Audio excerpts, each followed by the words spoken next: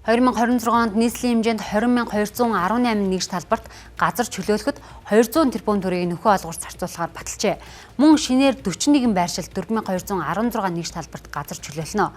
Үүнээс 1-р тойрог зам төслийн хүрээнд 3,029 нэгж талбарт газар чөлөөлж, үлдсэн байршлуудад таранбай, авто зам, нөхөн гарт, гүүрэн байгууламж барих юм байна. Газрын нэгж талбайн үнийг зах зээлийн хажид тохируулж үнэлэхийг нийслэлийн газар зохион байгуулалтын албанаас мэдээллээ.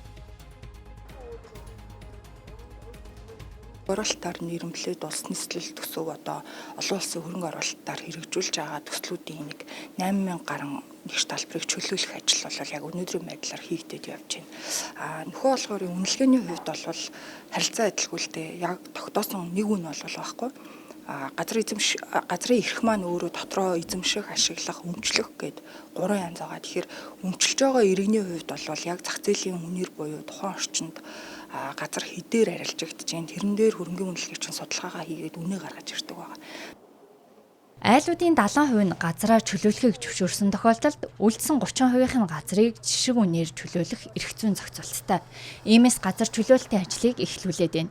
Энэ хүрээнд Чингэлтэй дүүргийн 14-р хороо, Сүхбаатар дүүргийн Дамдаржаа, Гандан, Өргөө кинотеатрын Арын дэнж, Сонгон хайрхан дүүргийн 4, 5, 8-р хороо, Баянзүрх дүүргийн Цайз 16 орчим, Хаавал дүүргийн 34-р сургуулийн ойролцоох газрыг чөлөөлөх юм.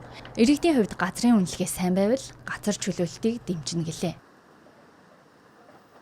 Газар чөлөөлөх нь уг нь зөв. Үнэлгээ нь харин жоохон тийм таалагдахгүй л байгаа.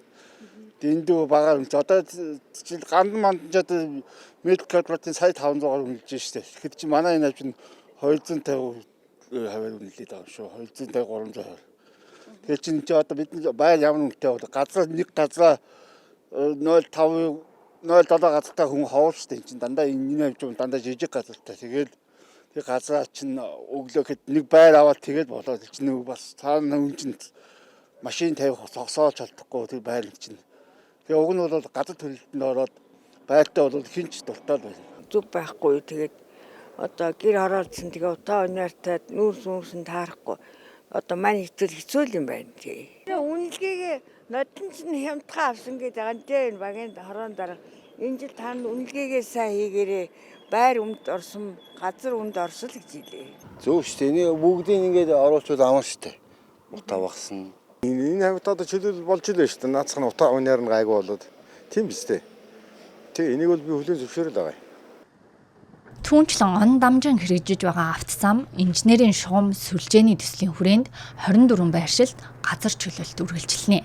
Үүнд 2025 онд 655 нэгж талбарыг чөлөөлжээ. Иймээс энэ онд 675 нэгж талбарыг чөлөөлөхөөр төлөвлөсөн байна.